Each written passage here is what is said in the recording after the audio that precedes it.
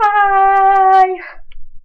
Alright, Timber's not here again. Like I said, it's still Father's Day and whatnot, so it's just me and my crazy hair. Crazy! Anyway, so I'm going to, I think I might put it up later. Anyways, so I just got back from church a little while ago, and it was really good. Like, I'm not even kidding. I loved it. I go to lifechurch.tv. There's a bunch of campuses. I'm not allowed to tell you which one, but let me just say, my campus is the best. Just kidding. Life Church is good and whole. I I loved it. I've been coming here for almost 5 years, and it's amazing. Changed my life, how I looked at things. I love Life Church. We're in the middle of a series called One Prayer. It's where a bunch of churches get together all around the world, and we go out into the world and do things like what we normally wouldn't, but that we need to do. So today our message was about unstoppable hope, and it's called Unstoppable Hope, Unleashing the Power of Hope. Oh, that was a bunch of hope. The guy preaching is Pastor Ray Johnson. He teaches at Bayside Church, California. And, well, yeah, I don't think I said that really well. Hold on. I shall... No, never mind. Hold on. Yeah, wait. Hold on. Sorry, my brother just messaged me on Facebook. Sorry, I'm getting distracted. I apologize. I really do. I apologize so much. Anyways, so, like I said, we talked about hope, and we talked about two things. The problem of discouragement, and the power of discouragement. He gave us 4 facts about discouragement. The number one is it's a universal disease. It's a repeating disease, so you can get it more than once, which we all know, because I'm sure most of us have been discouraged. It's a contagious disease. How many of you get around some of your friends and you're totally pumped up about something, you think, yeah, I'm gonna do it, I'm a winner, woo! But then you get around one of your friends and she totally knocks it out. Like, she's like, yeah, that's not possible. Sorry. Wow, that's really stupid. I shouldn't have said that. Sorry. But like, you can totally catch discouragement from someone. And then it's a deadly disease. Discouragement can take someone's life, and it's sad. Makes me cry. But that's why God gave us hope. God loves us. In 1 Corinthians 13:13, God says, and now these 3 remain: faith, hope, and love. Now, I know most of us have heard the word faith and the word hope and whatnot. Not hope, love. But how many of you have actually been talked to about hope? I know I haven't. Like, everywhere I go, it doesn't matter what church I go to, they talk about faith and they talk about love. But what about hope, what people need most? He also told us that we should replace discouragement with hope, because hope is a very good thing to replace discouragement. I can't talk.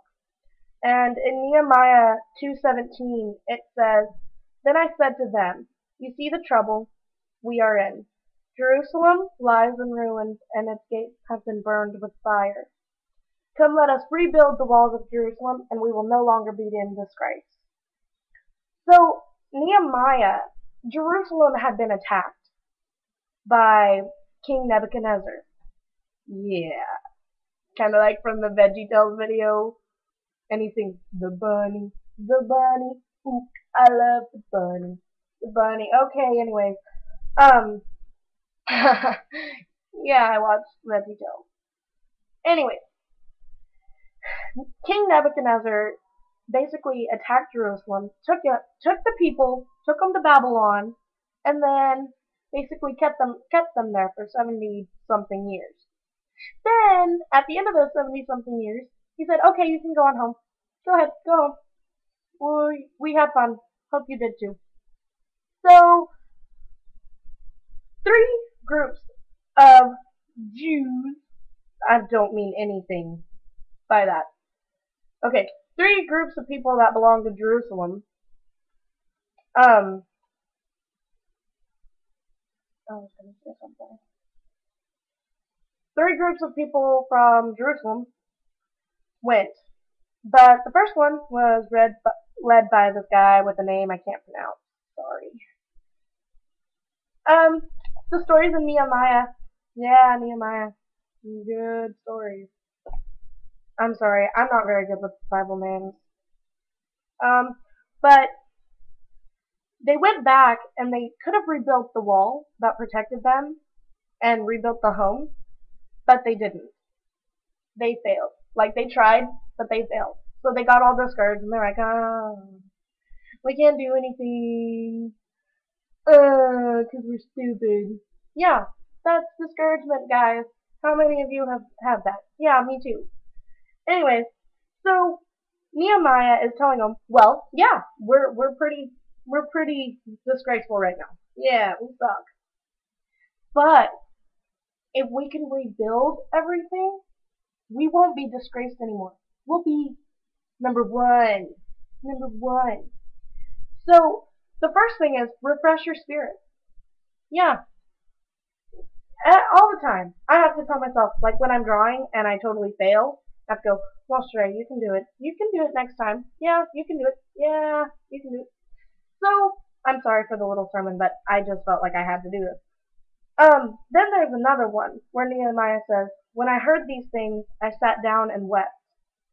For some days I mourned and fasted. Fasted is where you cleanse your body of impurities. Yeah. And prayed before the God of heaven. Then I said, O Lord of heaven, the great and awesome God who keeps his covenant of love with those who love him and obey his commands. So he went from focusing on the negative and saying, God, I can't do this. Look, I have to restart from scratch. Are you kidding me? I can't do that. So many of us do that, and I don't see why. So, first of all, rely on God and refocus on serving God. God says, but when Sanballat, the Horonite, and Tobiah, the Ammonite official, and Geshem, the Arab, heard it, they mocked us and despised us and said, what is this you are doing? Are you rebelling against the king? So I answered them and said to them, the God of heaven will give us success. We, his servants, will arise and build. God is telling you, you just need to have faith in me, have hope, and I will lead you to success. That is what God is saying to you. He loves us. I know, faith and love, but most of all, he wants us to have hope. He wants to be our hope. So the last and final thing is refuse to give up. Be stubborn. Nehemiah says in chapter 4, verse 14, after I looked things over, I stood up and said to the nobles and officials and the rest of the people, don't be afraid of them. Remember the Lord who is great and awesome, and fight for your brothers, your sons and your daughters, your wives and your homes. God says, fight for what you believe in. Fight for what you love. And God will lead you to success. God loves you, and he will never forsake you. Alright, let's close this out in a prayer. Dear God, I ask that you put a hedge of protection around everything, Lord. And I ask that you just